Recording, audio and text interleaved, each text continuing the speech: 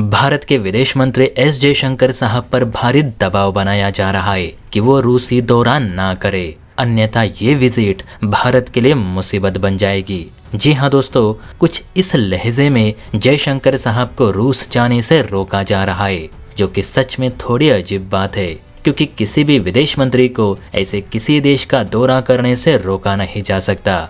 लेकिन अमेरिका कहाँ किसी की सुनता है, वो तो बस अपनी चलाता है। तो ऐसा क्या हुआ कि अमेरिका को भारत के विदेश मंत्री को रूस जाने से रोकना पड़ रहा है, और इस पर हमारे विदेश मंत्री ने क्या काउंटर रिप्लाई दिया?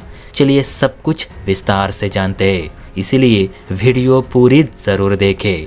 तो देखिए, ये न्यूयॉर्क टाइम्स की रिपोर्ट है जिसमें बताया गया है कि ट्रंप प्रशासन की जो नई कैबिनेट है उसने भारतीय विदेश मंत्री की रूसी यात्रा पर आपत्ति जताई। अब आपत्ति क्यों जताई? तो इसके पीछे की वजह है भारत रूस की डिफेंस बायलैटरल मीटिंग।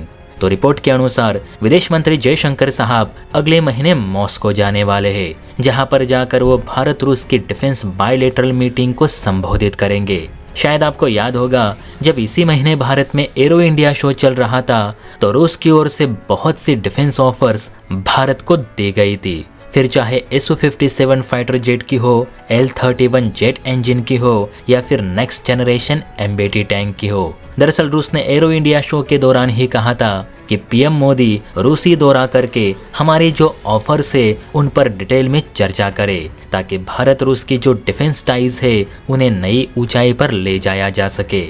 अब पीएम मोदी तो रूस नहीं जा पा रहे, यही कारण है कि उन्हें रिप्रेजेंट करने के लिए पीएमओ की ओर से विदेश मंत्री जयशंकर साहब को भेजा जा रहा है, जिस पर अमेरिका ने आपत्ति जताई। दरअसल ट्रंप प्रशासन की ओर से विदेश मंत्री को सलाह दी गई है कि जब तक रूस पर से पूरे प्रतिबंध नहीं हट जाते और यूक्रेन युद्ध को लेकर कोई निर्णायक फैसला सामने नहीं आता, तब तक भारत सरकार और उसके मंत्रीगण रूस की डिफेंस मीटिंग से दूर रहे। फिलहाल रूसी हथियार खरीदकर भारत यूक्रेन के जख्मों पर नमक छिड़कने के अलावा कुछ नहीं कर रहा। अगर भारत को किसी के साथ बातचीत ही करनी है तो यूक्रेन के साथ करे, यूक्रेन की मदद करे, ना कि रूस की।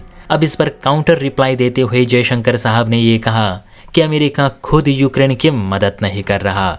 यूक्रेन फिलहाल गोला बारूद के लिए चिल्ला रहा है, लेकिन अमेरिकी हथियार निर्माता कंपनियों का ये कहना है कि पहले एडवांस तो बाद में माल उठाना। अभी हाल ही में अमेरिकी प्रशासन ने यूक्रेन को MQ-9 ड्रोन देने का भी ऐलान किया था, ताकि रूसी सेना के जो टैंक है उन्हें निशाना बनाया जा सके। लेकिन वो ड्रोन भी यूक्रेन को नहीं दिए गए, क्योंकि यूक्रेन के पास उन्हें लीज पर लेने के लिए पर्याप्त पैसे नहीं थे।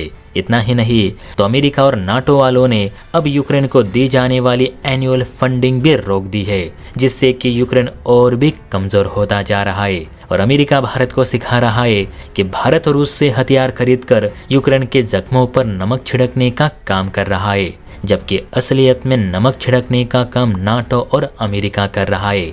जयशंकर साहब ने सीधे लफ्जों में कहा कि अमेरिकी सरकार भारत सरकार को नहीं चलाती, ना ही भारत सरकार अमेरिकी सरकार के अधीन होकर काम करती है।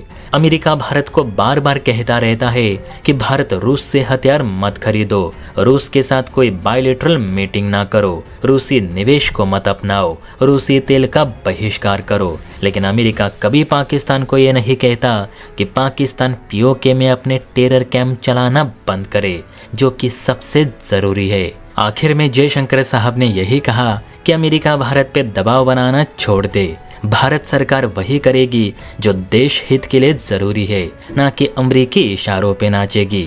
और मैं रूसी दौरा करूँगा, इसमें कोई दो राह नहीं, क्योंकि ये भारत के लिए ज़रूरी है। क्या दोस्तों, आपको भी लगता है कि POK के आतंकियों को अमेरिका भी फंडिंग कर रहा होगा? इस पर आपकी क्या राय है, नीचे कमेंट करके बता सकते हैं। और हाँ, वीडियो अच्छी लगी हो तो चैनल को लाइक एंड सब्सक्राइब भी ज़रूर करें। जय हिंद।